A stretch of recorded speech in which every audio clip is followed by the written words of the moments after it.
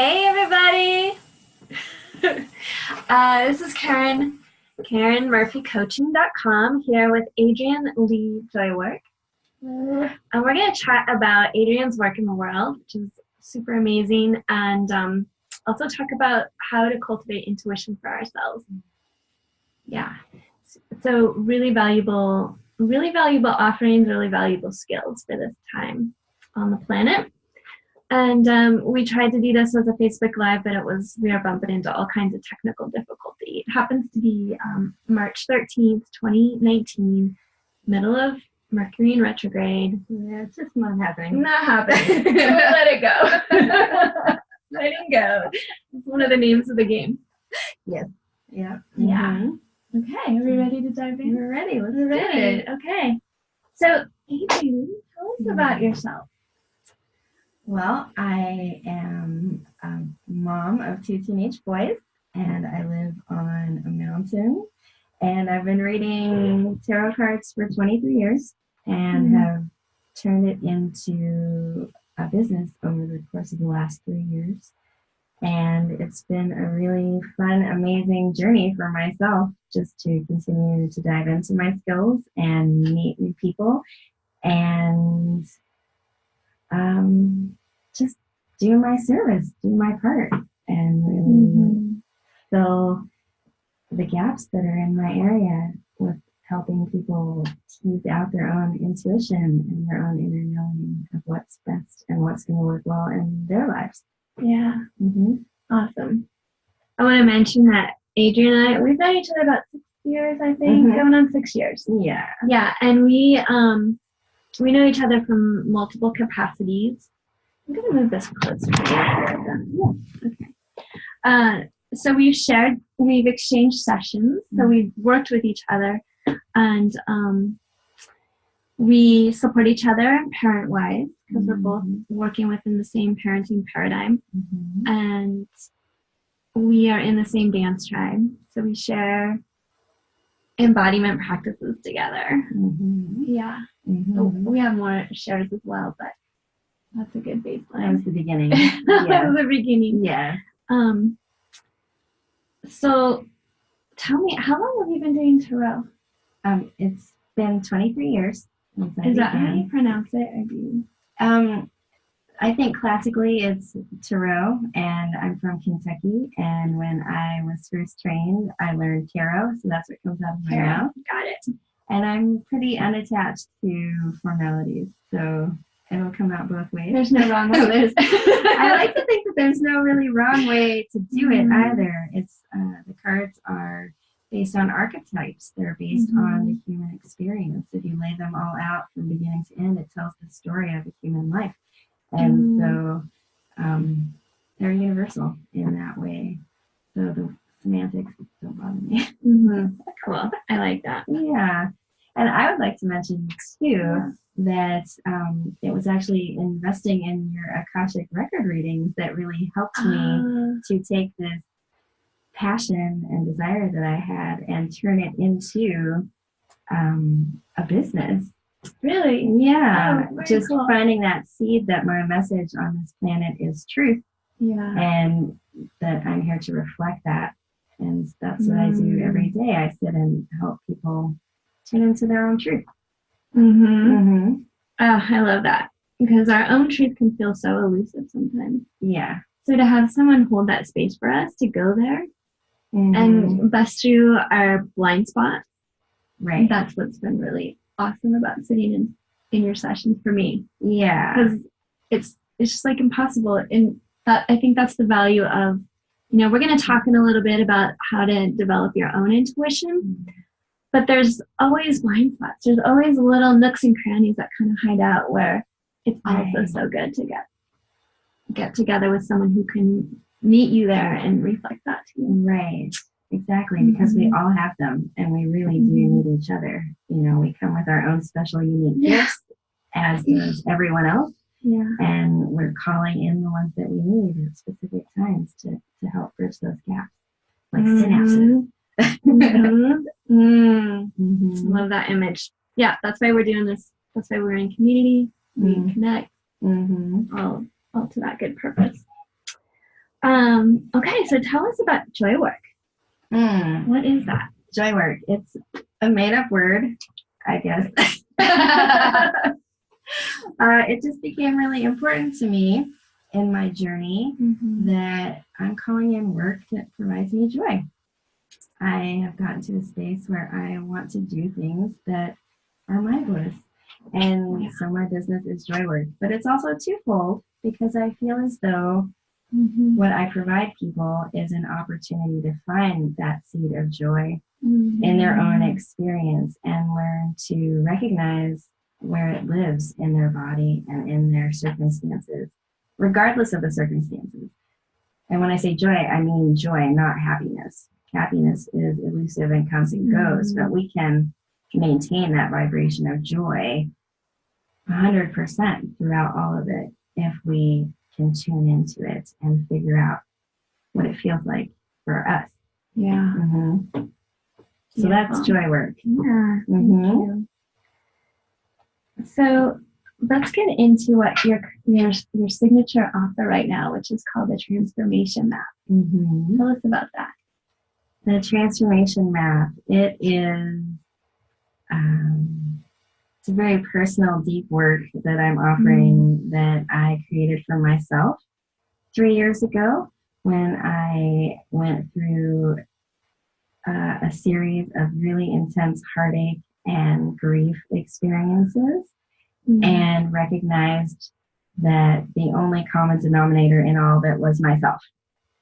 So I had some patterns. I had some things that were continuing to show up, and these teachers kept coming back again and again and again. And I wanted to thank them and let them go. I was ready for something new.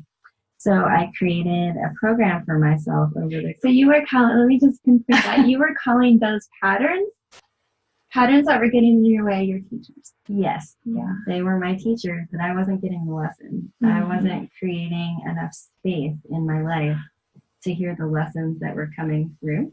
And so they kept looping. They kept looping. For myself, my particular addiction was in romantic relationships. And so rather than process the learning of each relationship as it ended, I would just jump right into the next. And then it would replay itself with a different face. Same story, different face. And I decided, I'm done with that. I'm ready for some space. I'm ready to heal that, whatever it is, that snag, so that I can go to my next level, so I can do something new. So I decided I'm setting aside 13 moons, which is roughly a year. But I really enjoy using the lunar calendar. There's this physical manifestation of it that moves through the sky. It allots these particular timelines that I felt I could sink into. And that's how it began, the Transformation Map. So 13 moons. Each moon cycle, I focused on a different piece of my life, a different aspect, really diving in, asking myself questions. During that time, because of what I was going through, I stopped the whole dating process. I really turned inward and worked it. And it got hard, and it got sticky, and it got voluptuous, and it got delicious. It went through the whole gamut of feelings. But it was hands down one of the most pivotal years of my life, beyond becoming a mother. Just shifted me into a completely different vibration. So I'm hearing you say that you essentially took yourself on a process that transmuted things that were blind spots, patterns that were kind of hidden from you for a time. And just like, again, that transmuted or transformed that energy. Exactly. With intention. I entered in it with intention. And after seeing how powerfully that changed me, and having that reflected to me through my friends and my family, just really seeing the shift happen. Did you know anything other than the fact that you were having this challenge in that area of your life? Did I know anything?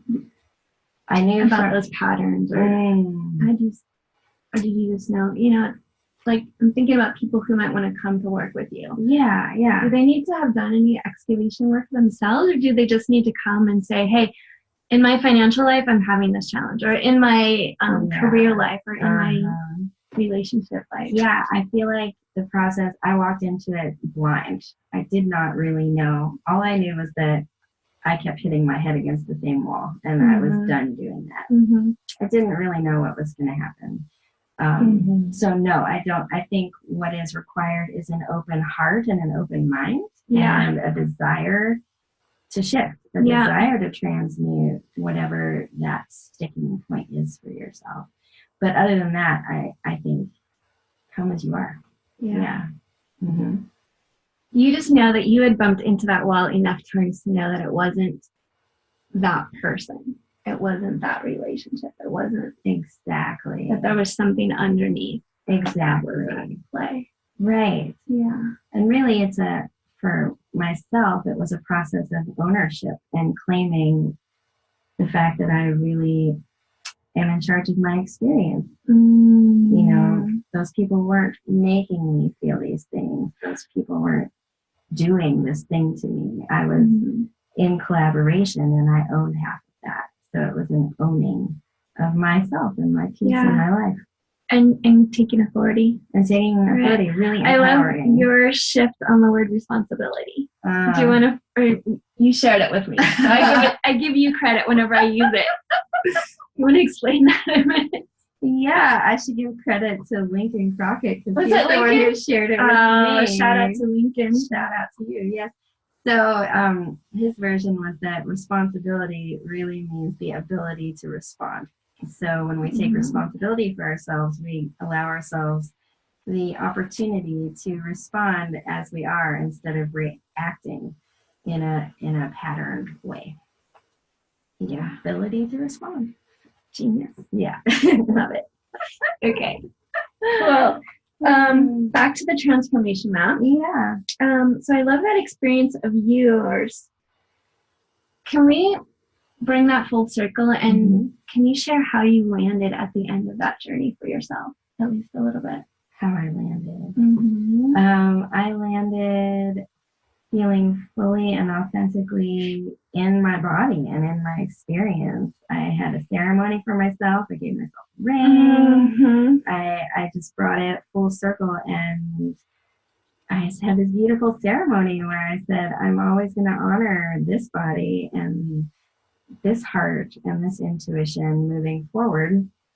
And I recognized that the incongruencies and diseases that I had had previously were all because I wasn't actually showing up. I wasn't showing up and allowing someone to meet me.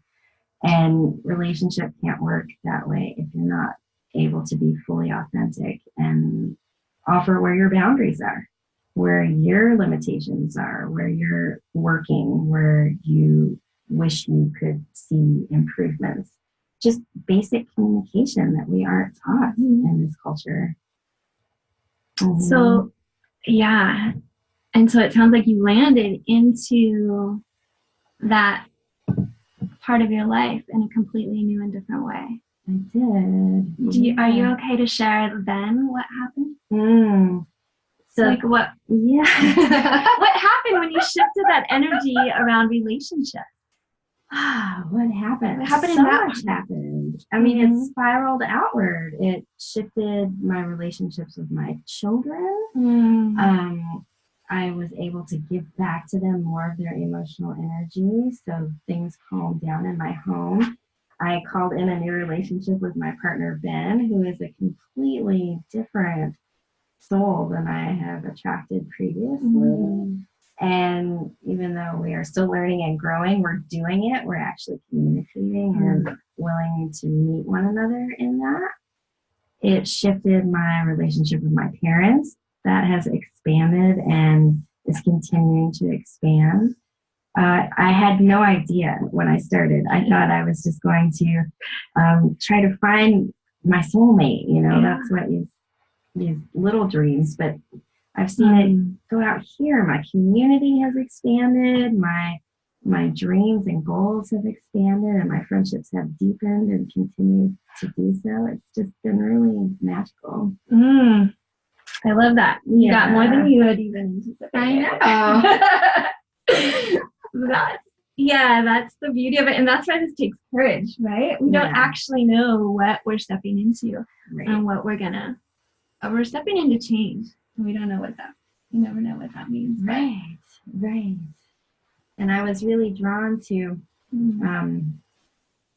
I want to talk about why I call it the transformation map. Good. So I was really drawn into the word transformation with that picture of the butterfly, the caterpillar that goes into the chrysalis. They completely dissolve. They lose all form. They truly do transform into this new being that is not what they were before. And I feel like that's what this process does. It allows people to turn inward and really hold themselves and hold their experiences and stories and where they've been, and then let it melt, let it release, let it go, and allow something new to come into that vacuum that they create, so that when the 13 moons are over, they emerge as something totally different. And then I like the word map. That's a throwback to Gabrielle Roth, just because she inspires me so, but also because as I'm working with these people, I feel like I am the map maker. I don't know where you're going, but I'm going to help you plot it and see where you were and where you've gotten to, and help you really see the full spectrum of the journey. So it's not necessarily the map of where you're going that we're creating together, but a map of look what you traversed, so that you can feel that empowerment and satisfaction of seeing the shifts you created for yourself. Yeah, and it really speaks to that concept of the journey being the ultimate destination. Right. Yeah, because you're gonna be a different you, or you're gonna become more of you. Exactly. Really, on that journey. Exactly. Right. Yeah. And I love the idea of a journey and a map, because it also speaks to being held throughout a process, which is really hard to do for ourselves. Even when you have all these tools and modalities. I know just about every healer I know goes to get healing. Works with people regularly, because we know how challenging it is to hold space for ourselves, even though we have the capacity. That space holding is so valuable. So valuable. And like we spoke about earlier, we often need that reflection or that spark from the other person to shift our awareness enough to where we can see what we need. See way more clearly. Sweet. So looking at my notes, we talked about why you created it. Is there anything we missed there that you want to add? No, just that I really wanted to offer it. I wanted to offer that space to other people, because I know how truly powerful it can be. I think this time also on the planet is just an amazing moment to step into a process like this. There's like no better time ever than right now. The energies, the shifts in consciousness that are happening, it's just can match you as you go through a process like this really powerfully. And it's starting right in the next week or so with the full moon. I timed it to really touch in with that full moon. This next 13-month moon cycle is starting now. It starts officially on March 20th with the full moon, also starting with that equinox energy. This is the moment. We've talked a little bit about the journey. Can you say what else people can expect to experience, or what they can receive over this journey? So the journey itself consists of 5 sessions that you'll meet with me face to face. 2-hour sessions. I like to begin them with a tuning fork attunement, just to help ground. This is face to face in the Columbia Gorge region. Correct. And I I have spoken with people who would like to work long distance, and I will step into that for the next round. But for this round, it's for local people because I do really like that energetic exchange. I really like working with my tuning forks. I like working with the crystals, and I do believe that the sessions can be done long distance. And maybe after the first one, it's really for me. Yeah. It's so satisfying. It brings me joy. It's amazing. I can speak to the experience of being in a session, a live session with Adrienne in her magic cabin with her space and her crystals and her gemstones and her tuning forks. If you've never had a sound healing or a tuning fork session, it's like total reverberations through your whole body. It feels so juicy and nurturing. It is. And it just, I'm really into that idea of frequency and like really figuring out what our personal frequency is so that we can call in more of that for ourselves and have the full nourishing lives we really want to have.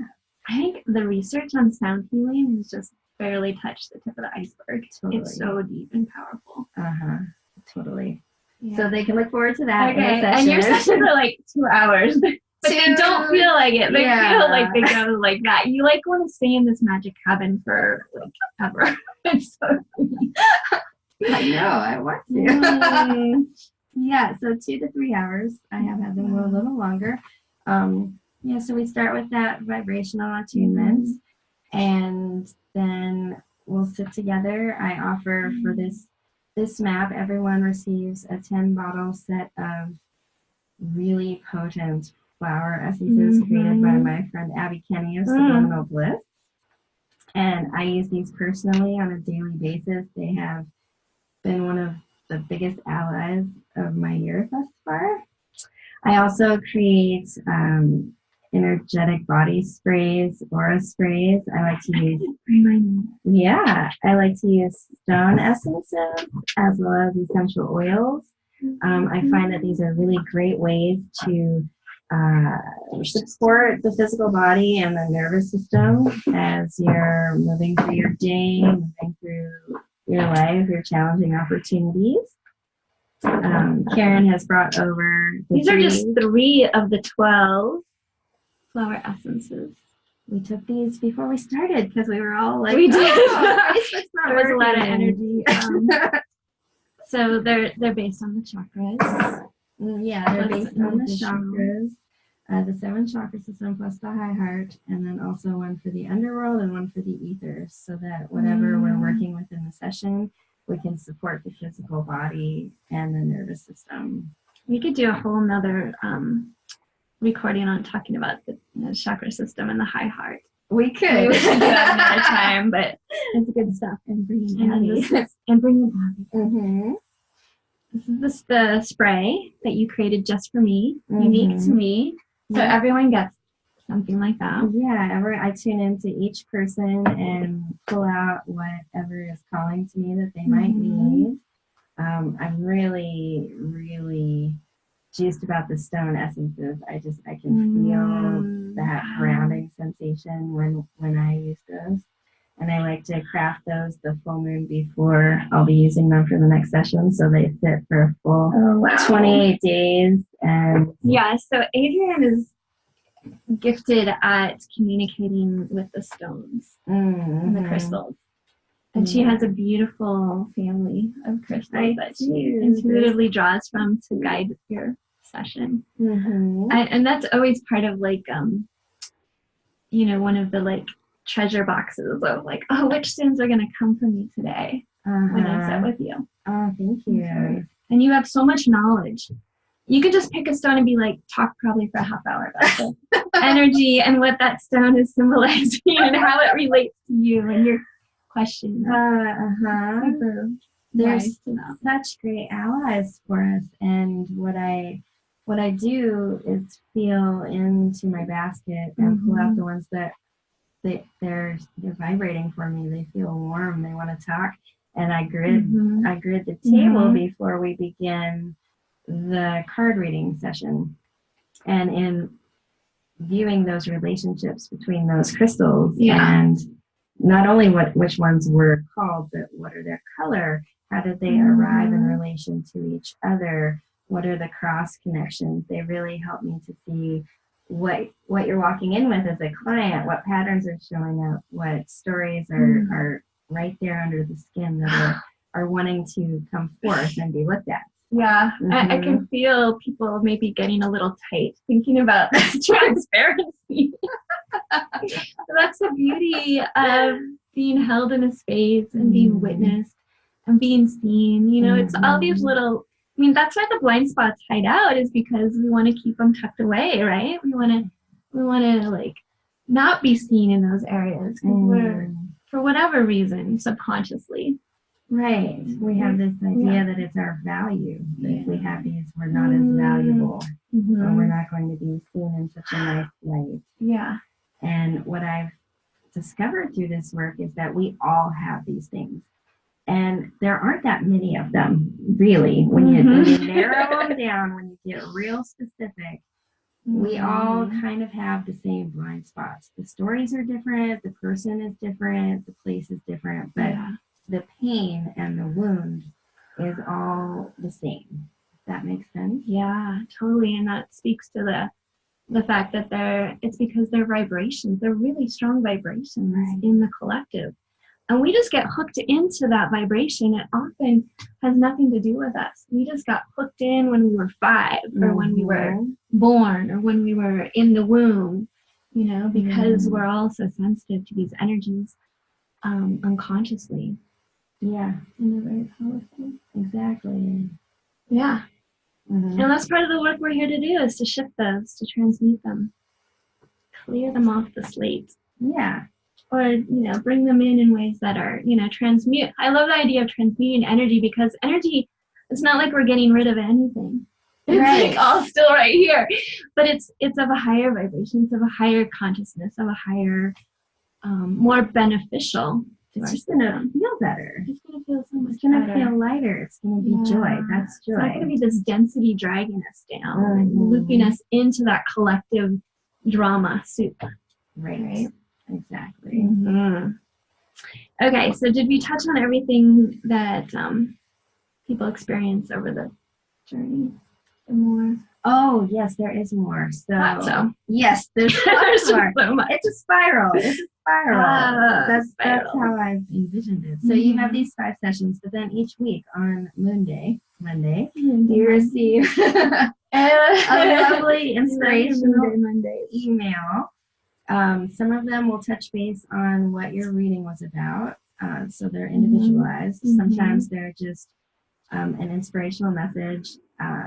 It's also broken down within each season. Between each session, the first moon cycle is about integrating what happens in your session. The second moon cycle is about action. So there's going to be exercises that come at you, and questions and ways to really look into yourself and start doing the work. And then the third moon cycle is about... And you also receive a journal for doing the work. Keeping track of your process. Yeah. And just reflecting. It's a journey. That's the best word to describe it. It's a journey that we're mapping together. Cool. Good. Oh yeah, so you're about to start a new series, and you still have space? I do. I still have just a couple spots. Okay, so what should somebody do if they're interested to learn more, or to connect in, or say, yes, I'm in, sign me up? Yeah, so I have a page on my website, adrienneleejoywork.com. You can register directly through that, or there's also information on Facebook. And both of those places have my email address if you want to ask some questions. Great, awesome. Yeah. Adrienne. Does that feel complete? Does that feel good? Feels good. Okay. Do you want to chat a little bit about intuition? I'd love to. So Adrienne is someone who I see her intuition in action. And I love it because it really resonates with my concepts of intuition, and I love to see it. I love to see her demonstrating it because it reminds me to step into my own intuition. Yeah.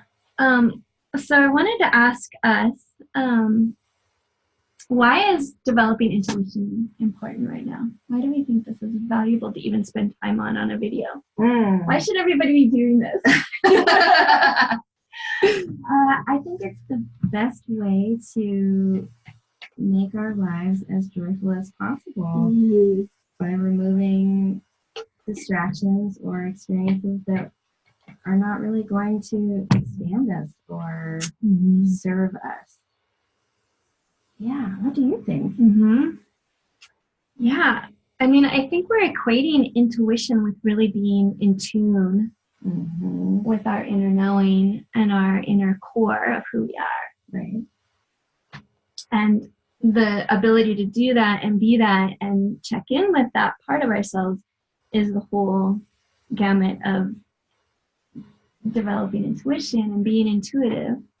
Does that feel true? Yeah. Yeah, and so I'm not really, I think, is of value right now because that guides us into that being fully responsible that we were talking about. Fully responsible for me showing up in this moment. Like, how do I feel in this moment in my body? Our bodies are giving us messages. What's going on in my head? What messages are my thoughts giving me? What's going on in my emotional state? Like, those are all messages. And instead of taking those messages and just being motivated by them, which is what I think we mostly do, which is what we're conditioned to do. Like, if I'm feeling angry, I'm motivated to go out and do something about that. Or speak to that person because I'm angry at them. What's another option? Or, just angry at the situation in the world. So I want to take it to the streets, right? So we use that as impulse for action, but intuition would say, let's pause. Let's slow down and let's actually gather the message, feel into the message and decode that message. And what is the true message here? Is it that person is, needs a talking to? Or is it that I need to clear that energy? Yeah. And there might be a conversation. And there might be both. Yeah.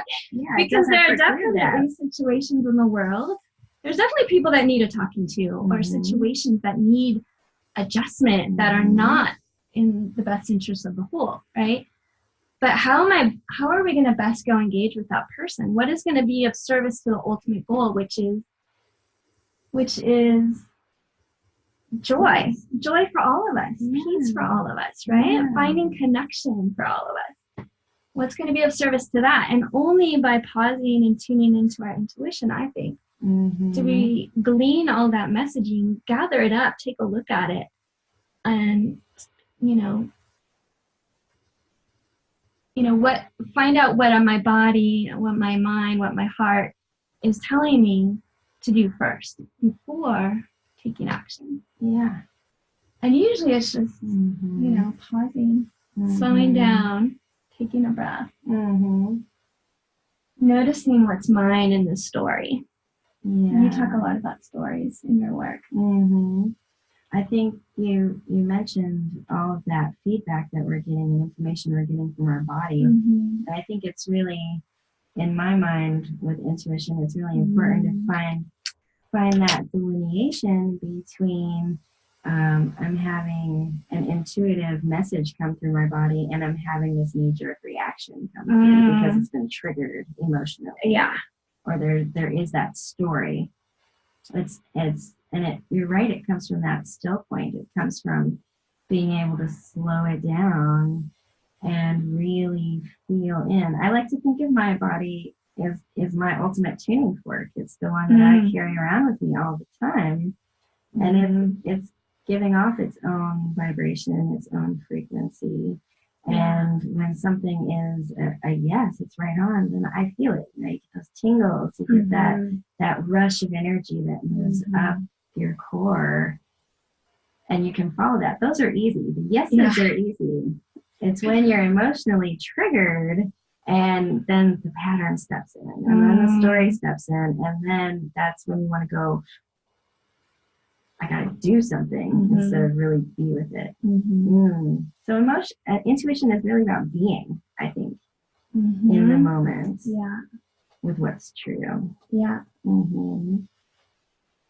Yeah. And to be with yourself really does lead you into being pausing. Yeah. And then, you know, you might take action for yourself initially and shift that, do your part to shift whatever energy of your own is getting hooked.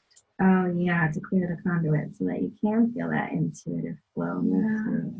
And then from that place, which is almost like a place of neutrality, which I know is a hard concept to get right now in the world, that we would want to get to neutrality before engaging with a situation or a person where there's injustice or where there's challenge. But it keeps us contained within our own energy. Right. Where we're being the most able we can be. Yeah. And then engage differently. Like engage for me, it shifts it to being able to engage with compassion, engage with curiosity. And not take on other people's things and get hooked into their story and drama and perpetuate this cycle that's just not serving humanity anymore. Yeah.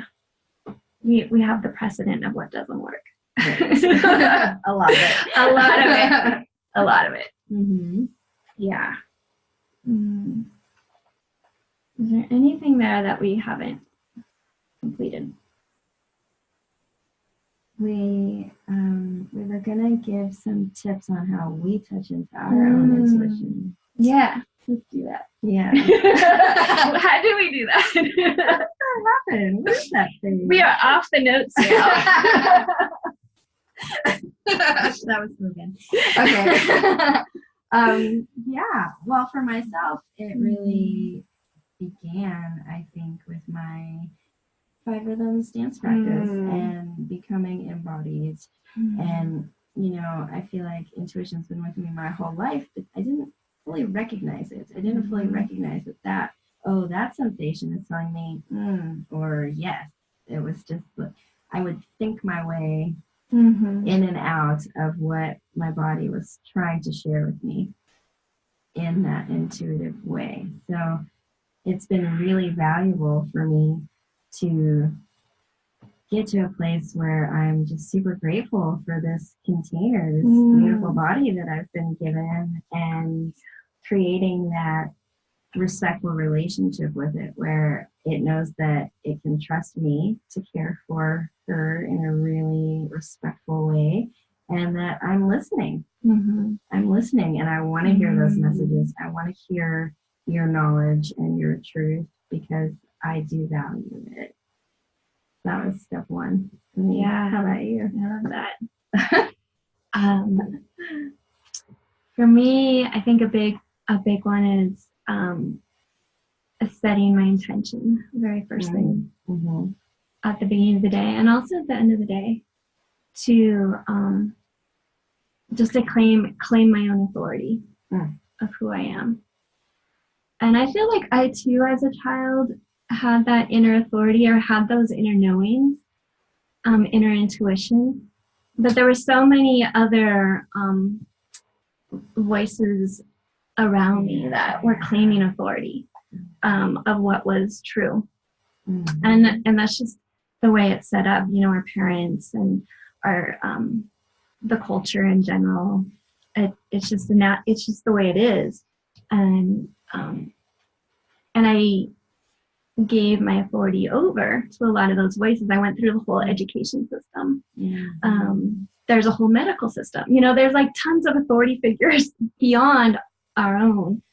And that's one of the shifts I made in my parenting over the last 10 years, is to recognize that each being, including my child, even if they're only 10 or 4 or a newborn, is their own authority. And so how to, support our relationship so that I'm honoring that sovereign being there, that free person.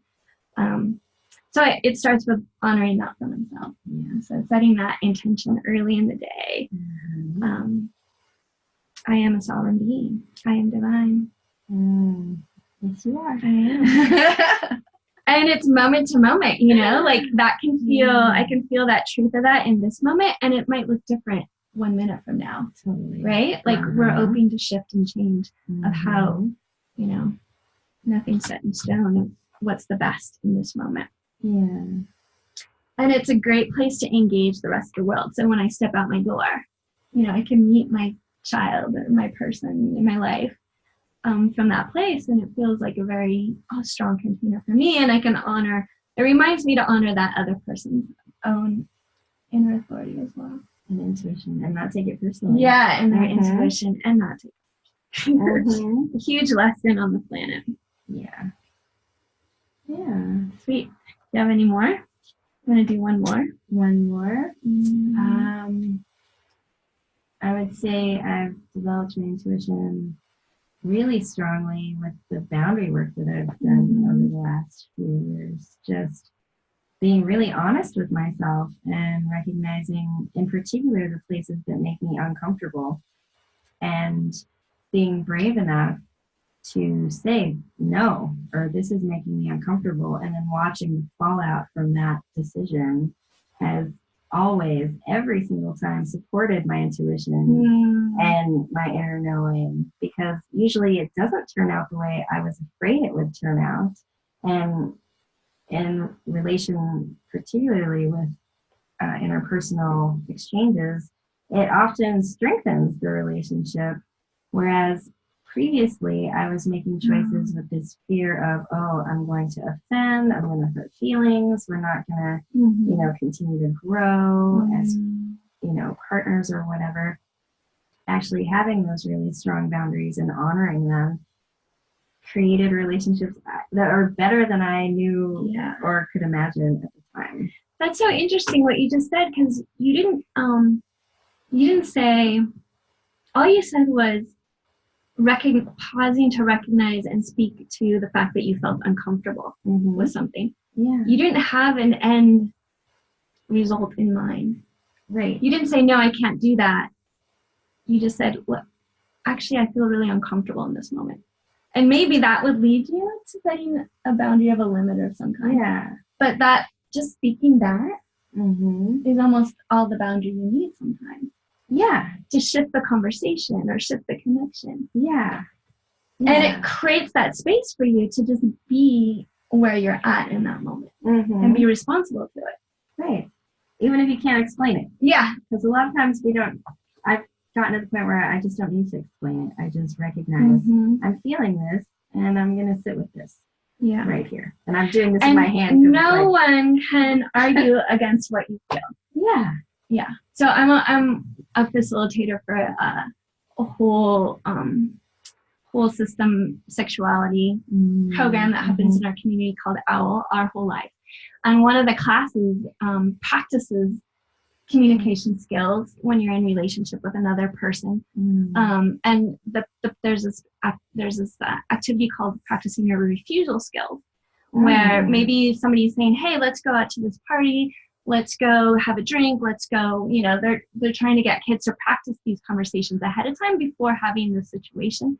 And one of the recommendations, or one of the things they practice, is I statements about how they feel about that, because usually our intuition tells us when that's not a good idea, right? So just responding to something like that by saying, I feel really uncomfortable with that. And then that other person can't say, yeah, but your parents won't mind, because that doesn't really actually respond to what they had just said. I feel really uncomfortable about that. There's nothing somebody can say that to change your mind about that. No, you don't. That doesn't work. Right. You can't tell somebody they don't feel something. So, it's showing up without excuses. It's being in honesty and integrity with where you are. And that's all intuition. We have to do to be responsible. Yeah, I love that. Okay, cool. Mm-hmm. I hope this is valuable to you all. We're having a good time. Was that complete? Yeah, that feels complete. Okay. Mm-hmm. I have one more to share, and I think it's related to when I don't feel, when there's things in the way of me feeling in tune with my inner connection or my inner divinity or feeling like I'm free. I mean, I think that can be the case for a lot of us. You know, we don't feel free or enjoy a lot of the time, possibly. And so what to do then, and or how to clear some of that to get back into that, because that's all. I like to think of it as energetic clutter. It's not me.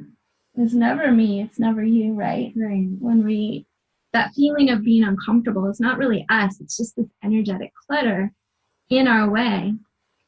And so what if we identify that, we pause, we glean that information, and then what? And so I think having a handful of energy clearing tools for myself on hand is my other go-to for cultivating intuition. And like that, yeah. Yeah, like essences and essential oils, sound, like a singing bowl, the tuning forks, or just oming for yourself. Breath work. Breath work's easy because you carry it with you everywhere you go. Yeah. Just practicing some nice, slow, long, slow, full body breaths. Tapping. So tapping on, this is a really good spot. It's so easy. It's so easy. We take this with us wherever we go. Yeah. Just, and what I love about tapping is you don't have to actually, it's nice to know these points. Once you learn them and do them a few times, you have them forever. But if you don't know them, probably your body is going to guide you to a good place to tap. There are so many pressure points on our body. Right. And so many endpoints that, there's just probably no wrong place to tap on your body. I was doing this for years before you taught me. I was doing this. Yeah.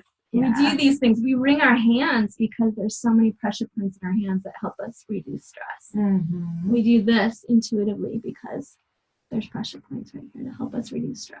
Totally. And children bite their nails because they're actually activating pressure points. Yeah. I mean, you can teach them how to do that so it won't, damage their skin or their nails, but you can just tap on those points.